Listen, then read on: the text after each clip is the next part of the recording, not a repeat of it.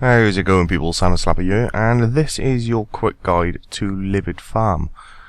I'm going to tell you the ins and outs of Livid Farm, what you need, the rewards from it, and roughly how long it'll take, and all your requirements, things like that. So, with that said, let's get started. Well, first things first, requirements to actually do Livid Farm. Well, you need to have completed Lunar Diplomacy. You also need the Lunar Spellbook active. You need, at the very minimum, 70 magic, 60 agility, 60 crafting, 60 farming, and 50 construction. To gain the full points and magic XP from the activities though, you will require 91 magic.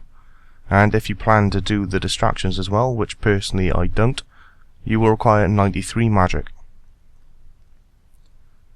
Items I'd highly recommend bringing along with you is your mud battle staff. You'll need astral runes and natures, and if you have it and need the construction XP, the constructor's outfit actually works pretty well here, as well as the artisan's outfit for the crafting XP. Other runes that are used here is Cosmics, Minds, Laws, and Deaths. Although, to be totally honest, as long as you have a mud battle staff, a bunch of astrals and natures, you can get the maximum amount of points per turn anyway, so you don't particularly need the extras unless you plan on doing distractions. So first things first, where is Livid Farm actually located? Well, make your way up to Lunar Oil. You can just home port up here, and first thing you want to do is obviously switch over to the Lunar Spellbook. To do that, come to the southeast of the island and simply pray at the astral altar. As soon as you do, your Lunar Spellbook will now be active. So let's make our way up to Livid Farm. Livid Farm is located just to the northeast of the city on Lunar Oil.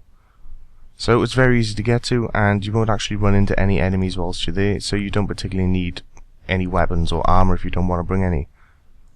The only thing you do need is your mud battle, some natures, and a bunch of astrals.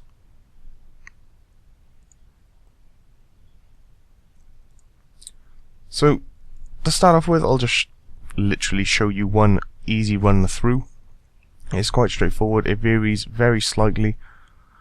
But this is Livid Farm right here. To start, you'll need to talk to Pauline and basically go through a little tutorial, and eventually she'll say, yes, okay, go ahead and help.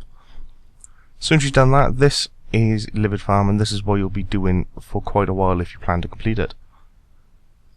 So to start off with, the empty patches you want to fertilise, so simply left click on the patches and you'll fertilise. There's always 3 of them, and then there'll be 3 diseased plants. As soon as you click on the plants, one of these will pop up. You've got to choose the one that looks like the plant you're actually trying to heal. So, pick the ones that correspond and cure the plants. Very straightforward, nice and easy.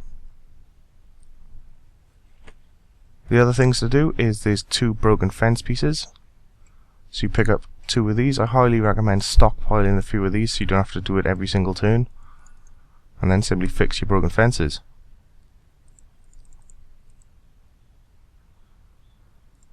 Once you've done that, you can right click on Pauline and encourage, and just choose the one that makes sense to try and cheer her up. Now there's 2 other variances here. One is this little empty box here will have a bunch of plants in. You go ahead and pick them up and you restring them together and then place them in the cart with the rest of the flowers right by here. The other thing that might vary very slightly every now and then is there'll be a Suqua that comes in and starts fighting with Pauline. Exactly the same thing again, you just right click encourage. It's very straightforward. And that, in a nutshell, is Livid Farm. That is what you do here to gain points. Occasionally there'll be other NPCs and stuff here, but that's part of the distractions and it won't earn you points towards getting the spells, so personally I don't do them.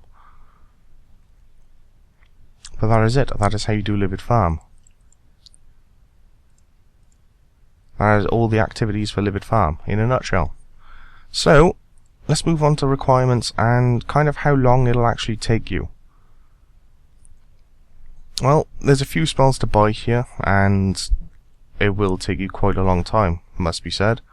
But, for completing it, assuming you have 91 magic when you start, and you're gaining the full XP, by the time you have unlocked the final spell, Borrowed Power, and you've gained yourself 850,000 production points, You should gain roughly 1.9 mil magic XP, 1.5 mil farming XP, 600k worth of crafting XP, 300k worth of construction XP, and 300k worth of agility XP. So, yeah, you can't really complain there. That's a nice chunk of free XP for you. All in all, the spells are kind of handy, but the main reason you do Livid Farm, to be totally honest, is to get your comp cape.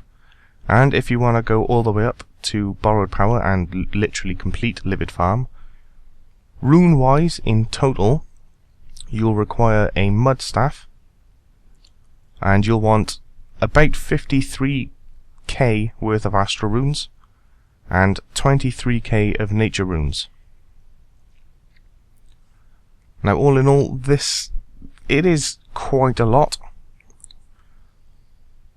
but the Mud Staff alone will save you a massive amount of money, because if you don't have the Mud Staff, you'll be requiring around 300k Earth Runes and 11k Water Runes. And to top it off, for completing Livid Farm, it will take roughly from start to finish, if you complete it every single time and don't miss a single thing, it'll take you roughly 45 hours to actually fully complete. So it's not a quick activity, but then again, it's not particularly slow compared to some others in the game. All in all, this is kind of mind-numbing. I highly recommend watching TV or something along with it if you're just going to full-on do Livid Farm. That, or talk with a bunch of random strangers. There are some unofficial worlds for Livid Farm, though honestly, most worlds are kind of empty and you'll occasionally come across people. Other than that is Livid Farm in a nutshell. To check your rewards, simply right-click Pauline and claim rewards, and she will show you every single one of the spells. It also shows you your current produce in the top right-hand corner. So one thing that may be confusing you, you may think once you've got 70k you'll be able to buy the teleport stone and your produce will go down to naught. That doesn't happen though. As soon as your produce hits 70k, you've automatically kind of owned teleport to South Falador. You just need to talk to her and she'll teach you it. And your current produce will stay at the same number it was when you learnt that spell. So you won't have to go up and then back down to nothing over and over again. Literally, as you keep going up, you'll keep your produce as you go. Additionally, some little side things you can do, you can actually buy wishes from her. And with these wishes, you can get some free stuff. So Let It Rain Seeds, for example, she'll give you a bunch of seeds. Same with herbs, and she'll chuck your herbs into vials. And there's a bunch of little extra, little tiny things you can buy. Though personally, I'd focus on solely getting the spells if you're going to start you. Afterwards, if you still like Livid Farm, you can keep doing it, gaining more produce, and you can buy some of these wishes off her. But the most time efficient thing is concentrate solely on the spells to begin with. With that said, in a nutshell, that is your Livid Farm guide. So, hopefully now, those of you going for the comp cape, or you just want a complete Livid Farm, should now know what to do and what you need. So it'll take you roughly 45 hours start to finish, and it'll take you a massive number of runes. Either way, I wish you luck, and until next time people, I will catch you all later. Have a good one.